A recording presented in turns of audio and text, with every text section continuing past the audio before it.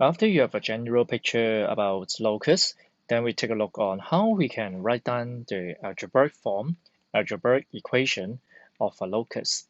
Normally, the question will be starting from a certain point called P, which is moving, and you want to find its locus. That means it's the path how the P is moving according to a certain condition or certain conditions. Okay, for example, like in part A, so now the point P is always moving 3 units from the y-axis. So you see the conditions is over there. So as a result, then you may draw a picture to help yourselves to understand um, the locus or how the P is moving. So first of all, now you're talking about the y-axis, and you are going to move it 3 units from it. So that's why it can be on top of the y-axis or at the bottom of y-axis. So as a result, then you can see there are two paths. One is a horizontal line, which is 3 units above y-axis. So that's why it's y equal to, can you figure out the number? Yes, that's good. It's y equal to 3. On the other hand, there should be another line which is 3 units below the y-axis. So that's why it's y equal to, correct, -3.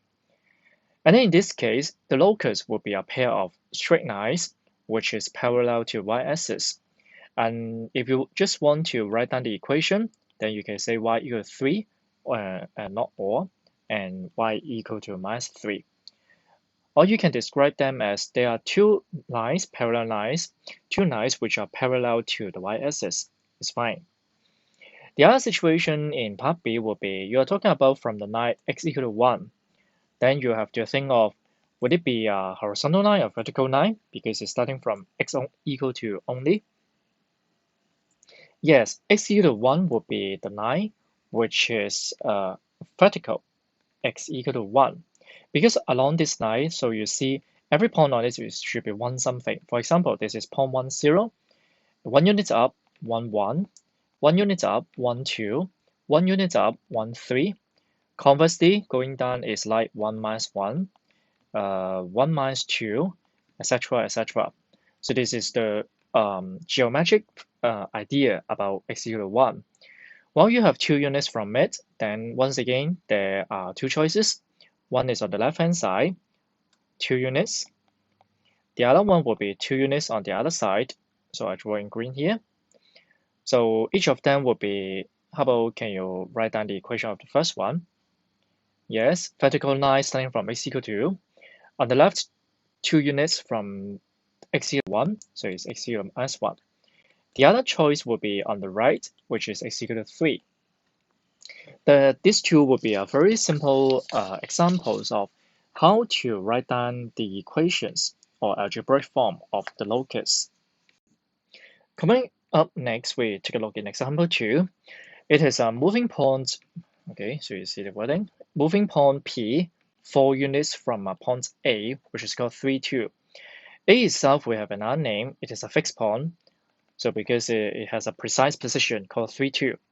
And you're now going to you are asked to find the locus of P in algebraic form. Can you figure out what kind of locus is it? Is it straight line, pair of straight lines, a circle, or other shape you can think of?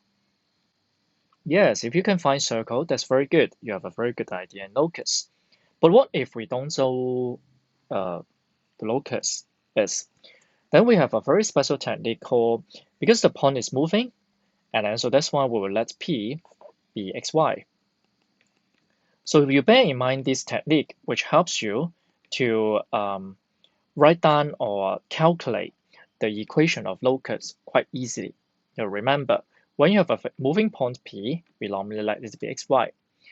And then now, according to the condition, and then we try to write down a relation, that means equal sign in mathematics equation.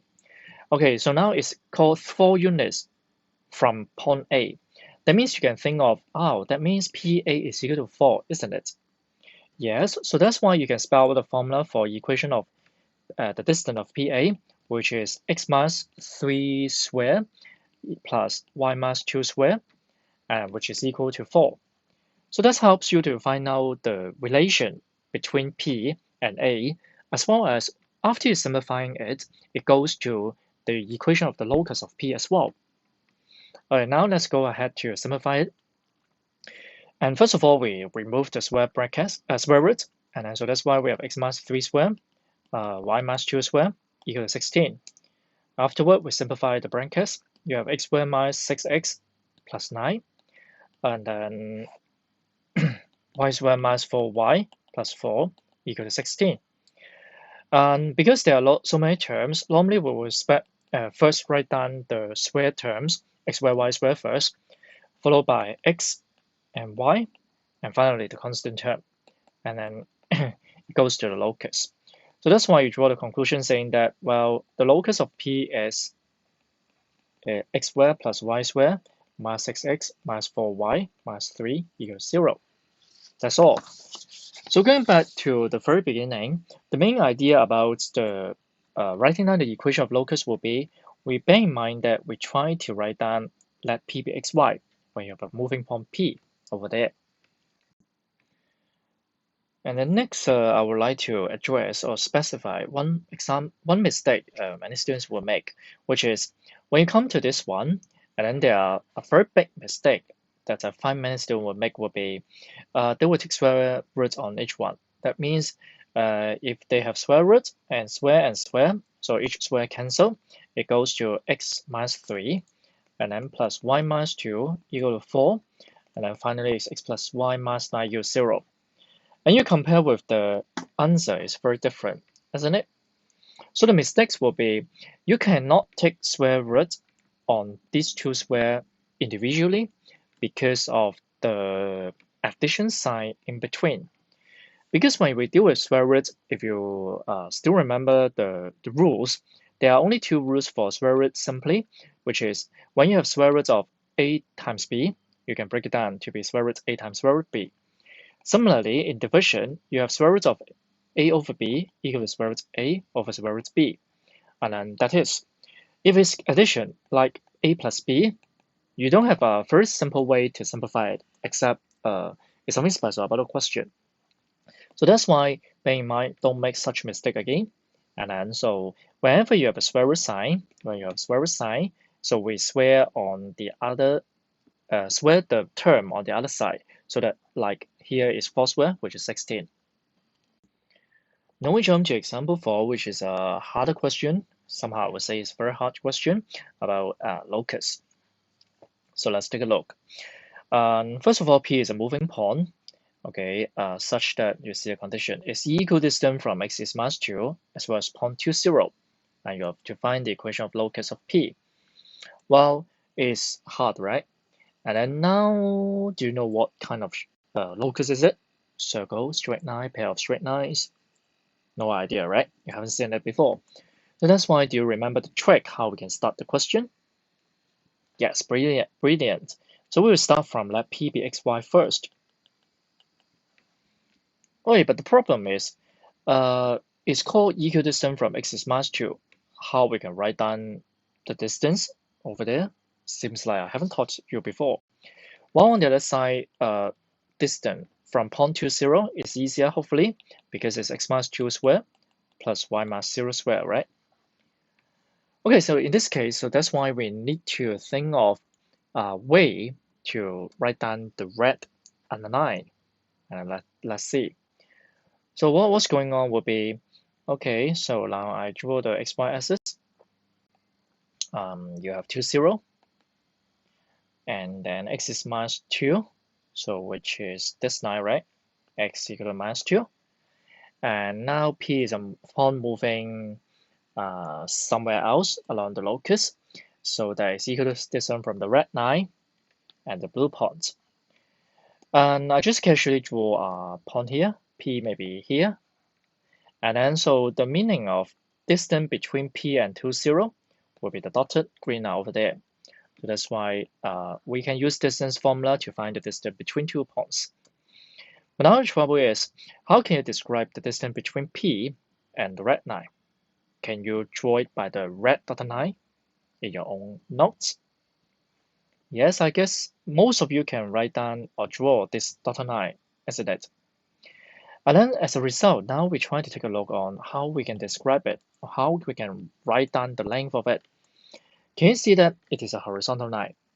Because you're talking about distance between the point and the red line called is -2. When we're talking about the distance of a horizontal line, it is x is -2 and horizontal distance of P is xe. So can you find a way to find the length of it? Can you see that it's a subtraction of x and -2?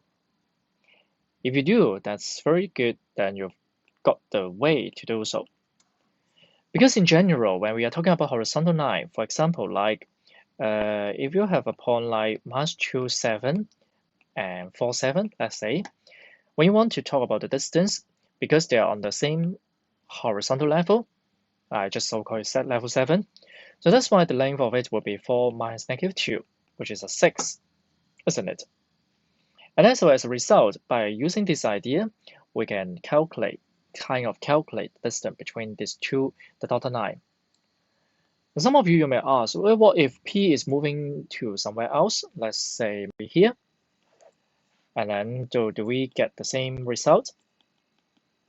Yes, certainly. And then when you try to figure out the distance between the red line and the new position of P, and you will see that it's still a horizontal line, which it goes from x is -2 to xe. So that's why the formula x minus -2 is still valid, correct? And now let's see how we can calculate the result. On the left, you have x plus 2. In order to deal with the square root, you remember you square on the other side, and it goes to x minus 2 square and y square. Next, we have nothing to do except to expand the brackets, which is x squared plus 4x plus 4 equal to x squared minus 4x plus 4 plus y squared. Well, x squared cancel, 4 cancel, and how about I write like this? X squared cancel, 4 cancel, but of course we don't cross out the terms. And finally, you have y squared minus 8x, or you write it in this way, y squared minus 8x equals 0. And this is the equation of the locus. Indeed, if you try to use a computer of it, it will be a locus opening towards the right-hand side, passing through the origin, and so the shape is more or less like this. So it doesn't matter whether you know the real locus of or not, because if without a computer, for example, in your examination, you really don't know what actually the shape of it. But with the trick, like we start from left PBXY, according to the condition, you set up the equation, simplifying it, you still get the answer finally.